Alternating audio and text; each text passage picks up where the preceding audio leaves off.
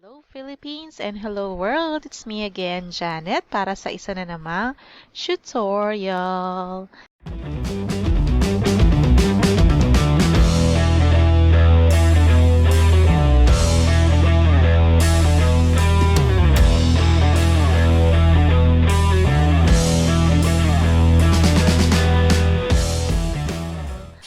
Okay, so palagi ako napapakanta no kapag nag-recordings ako. Ewan ko ba kung bakit nagiging singer bigla ako. Dahil sa inyo yan, 'di ba? Nagiging singer ako, malay nyo. Maging singer na lang talaga ako. Oh no. Anyway, ano lang yan, pangarap lang yun, na mahirap to pa rin. Ayun na nga. So guys, pasensya na, medyo clog nose ang datingan natin ngayon dahil sa panahon, nag-uulan and then sobrang init. Nararamdaman nyo ba yun? And pasensya na kayo sa boses ko ha. So ang ating pag-aaralan naman ngayon sa Canva ay ang 6 new features niya. Okay? So bagong-bago to guys. Kailan lang ni-launch ni Canva ito. And alam ko na marami or malaki din ang maitutulong sa ating mga katulad nating mga aspiring graphic designers or sa kahit sa mga simple designing lang sa Canva. Ang ating unang-unang feature is yung single element animation. Ano ba itong single element animation na to? So, kuha tayo ng isang design muna. Okay, ito. Gamitin natin ito. Let's try this design, no? Single element animation. Before kasi guys, si Canva, isa lang po yung animation niya. Tanggalin muna natin to. Okay, dati isa lang talaga animation ni Canva which is for the whole page lang or sa isang slide lang mismo na ganyan. Okay, like for example, ito. Nag-click natin siya, click nyo lang natin tong animate, yan lang siya, page animation lang. Ayan, marami siyang pwedeng pagpilian. May free, meron din naman mga yung nasa pro, okay? Siyempre, doon tayo sa free. Yan, pwede natin gamitin yan. So, ngayon, ang pinaka-update ni Canva is pwede na nating lagyan ng kanya-kanyang animation ang bawat design. Okay? Like itong text na to, click mo tong animate, meron siyang text animation. 'Di ba? Ayan, lalabas siya. Pero kung tutuusin guys, no, parehas lang naman yung mga animation. Nag-iba lang siya ng tawag at saka nagkaroon lang siya ng individuality. Taray, individuality daw. Spell mo nga. Wag na. Okay, so go. Gusto mo, halimbawa nga ito, try natin siyang lagyan ng effects. Ayan, stamp siya. Pag plinay mo siya, siya lang ang magkakaroon. Oh, 'di ba? Kung gusto mo rin naman lagyan yung page, lagyan natin si page. Pag page, guys, dito tayo sa labas makiklik. Wala kayong ikiklik sa loob. So, pag nasa labas kinaklik, meaning, matik na yon, page animation siya. So, itry natin tong tumble na lang, tumble. Ayan, parang tatamblingan sila. Okay, so yan. So, meron tayong tumble para kay page animation at meron din tayong click natin to. Nawala, 'di ba? So dapat i-click natin muna siya. At saka natin stamp. Okay? So 'yun. Guys, bago nyo kung gusto niyo magkaroon ng page animation, unahin niyo si page animation, i-click or lagyan ng animation bago nyo gawan yung mga maliliit sa loob niya. Okay? So try nating i-play. Oh, alright. 'Di ba? Isa yan sa mga pang-akit din or pang-capture ng attention kapag magpo-post tayo sa mga social media. Right? So, ang ating second feature or new feature ni Canva is yung thumbnail view bottom bar. So, ano ba to? Ito po yun. Ayan o, nakikita nyo itong show pages. Itong small icon na to, pag nakita nyo show pages. Originally guys, kasi si Canva, scroll-scroll lang. Ganyan-ganyan lang si Canva. Okay? So, scroll lang siya, up, down lang. Pero ngayon, meron na siya nito. Ayan. Pag click nyo siya, lalabas yung mga thumbnail view niya. Meaning, hindi mo na kailangan mag-scroll pa para mahanap yung pang huling-huling page, yung pang 7 page, yung pang 68 page, 'di ba? I-click mo na lang siya dyan. Dito ka na lang mamimili. Diba? Mas madali siya. So, easy access sa mga slides na ginagawa or designs na ginagawa natin. Alright? And isa pang update nga pala, itong bar na ito, itong na-adjust na tong zoom in, zoom out. Before kasi guys, si Canva, ito lang ang pinapakita niya. 10, 25, 50, 75, yan. Kapag 100, paano pag gusto mo ng 80? O kaya 60, wala. Wala sa pagitan, di ba? So, hindi mo siya na-view talaga. Kung gusto mo ng 125, ganyan lang. Tapos pag nag-200 ka, zoom na zoom ka kagad, di ba? So, ito, napakalaking tulong nito kasi napaka-easy ng galawan natin dito. O, ayan o. O, di ba? Gusto mo siyang todo mo. O, ayan, makikita mo yung mga kaliit-liitang detalye ng iyong design. Right? So, perfect yan sa mga malalabo ang mata. At napakadali nang mag-edit kapag ganito ang ating mga gamit. Di ba? So, very good yan, Canva. Very good. Okay. So, ang ating third new feature is yung draggable presenter notes.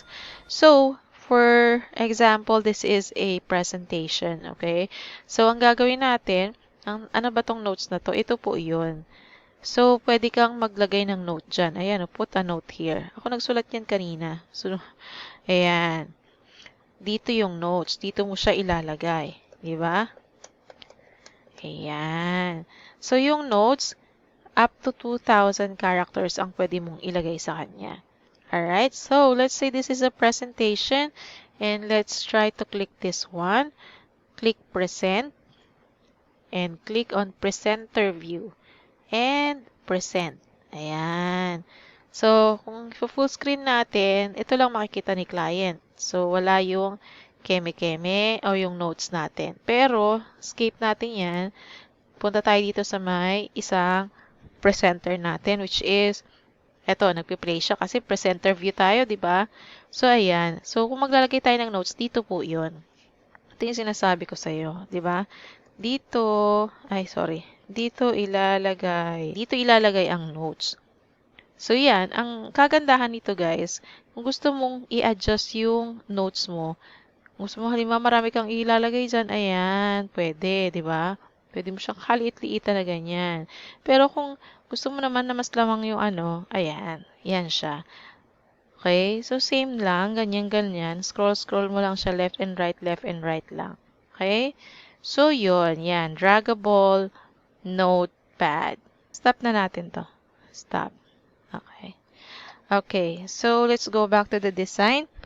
And yung ating pang-apat is yung effects on a curved text. Our fourth new feature in Canva. So, let's take this as an example. Your rockstar graphic designer. So, paano siya i-curve? Tayo sa effects. And then, click nyo tong curve na to. Ayan. So, bakit naman bilog na bilog? Paano mo siya i-adjust? Ng curve lang. Ito po yun, no? Scroll down pa kayong konting-konti pa at makikita nyo to, oh. Yan. Wait lang guys, sa gitna natin siya. Ayan, nasa gitna na nga ba? Position, center. Balik tayo sa effects, curve, and ito na nga. So, yan. Pwede nyo siyang i-adjust. Pwede nyo pabaliktad. O, ayan. Pwedeng konti lang, ganyan lang. Ayan.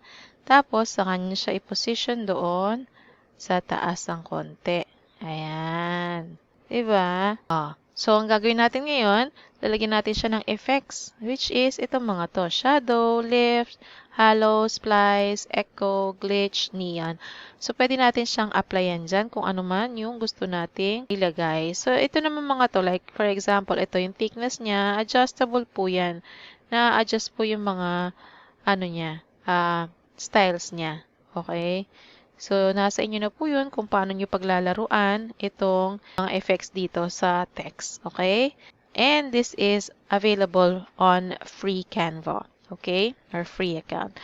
Alright, so now we're going to have our fifth new feature in Canva, which is to schedule a social media post. And this is actually perfect, guys, dun sa mga social media managers na kailangan mag-post at the same time, yung mga gumagawa ng designs at the same time, kailangan nilang i-post yun sa social media. So, they don't need to actually save it on another folder. So, all they have to do is, for example, this design that we have here, just click on the three dots dito sa gilid. And click ulit nyo tong see all. Okay? So, pag-click nyo sa see all, baba kayo. Baba, baba. Hanapin nyo si schedule. And just take a note guys na si schedule po is available on Pro accounts only. Sa Canva Pro lang po available si schedule. Ito po yung kagandahan sa kanya. Pag click mo yung schedule, like for example, you want it to be posted on Sunday, which is May 16, and may oras po dito kung anong oras. Sabihin mo, pag sakto patak ng alas 12, ayan, iyan siya. Magpo-post siya doon. Okay? Click mo lang muna tong next and then choose a destination. Destination, lalabas dyan yung mga link na social media accounts mo. Before you can post to social media from Canva directly, you have to link your social media pages po.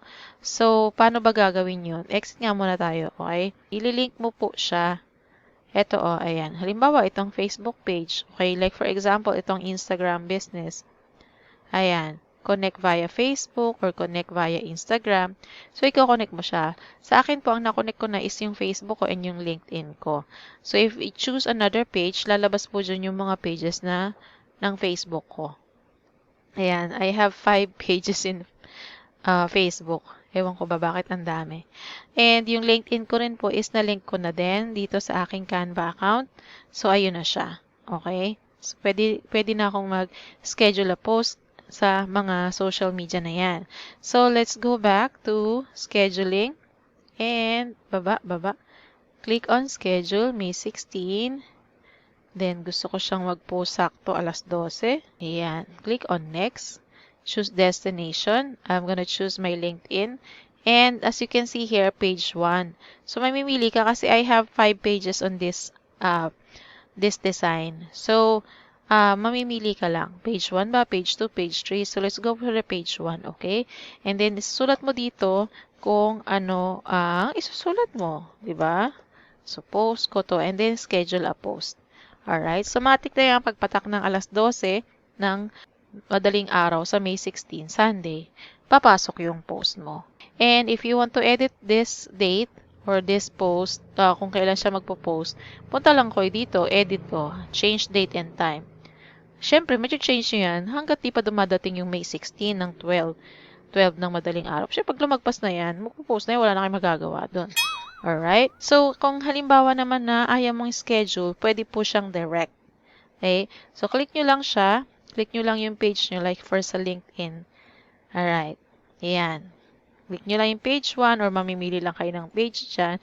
Tapos, type nyo lang yung gusto nyong i-type. Post ko to and then publish now. Okay? So, meron din ditong shortcut to schedule. This one, makikita nyo si calendar here. To schedule to publish later.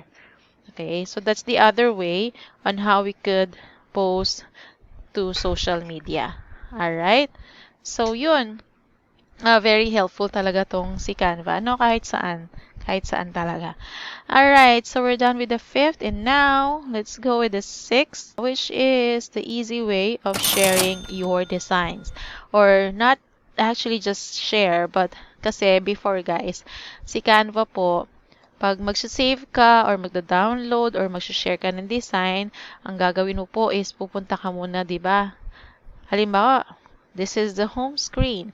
You go to check what design po, kung ano yung gusto nyong i-share, di ba? Halimbawa, ito, gusto nyong i-share or ibigay or i-download, kiklik nyo pa siya bago nyo pindutin si download, di ba? Pag pinindot nyo si download, ayan, kung ano-ano pang hihingin. And si share, kapag pinindot nyo si share, saka nyo pa makakopy yung link. Pero now po, hindi na. Hindi na ganon. So, mas madali na kasi pag open nyo lang ng designs nyo, see all designs, di ba? So, hanapin nyo lang.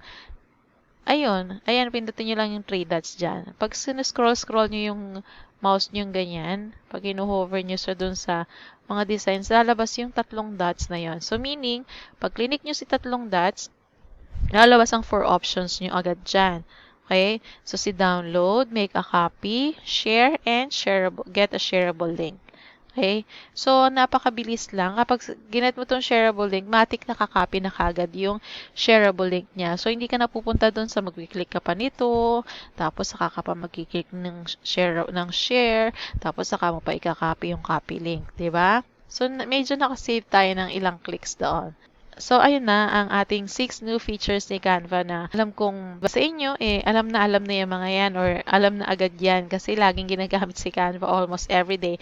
But for those dun sa mga talagang nangangapa-ngapa pa rin kay Canva, kung paano mas mapapaganda yung mga designs nila at kung paano mas mapapadali yung pagde-design. And since meron ng collaboration yung social media and si Canva, nagkakaroon siya ng mas madaling trabaho sa pagiging effective graphic designer natin or kahit na sa pagiging social media manager. Okay? So, yun lang mga guys, mga marikoy, mga parikoy. Hopefully, may natutunan na naman kayo ngayong araw na to. And don't forget to like, share, and subscribe po no, sa ating mga tutorials para po ma-recognize ni YouTube na okay po yung channel natin at para lagi niya rin tayong isa-suggest para dun sa mga naghahanap ng mga gustong matuto pa sa Canva. Alright? So, yun lang mga marikoy, mga parikoy, and God bless sa inyo. Stay safe at bye-bye!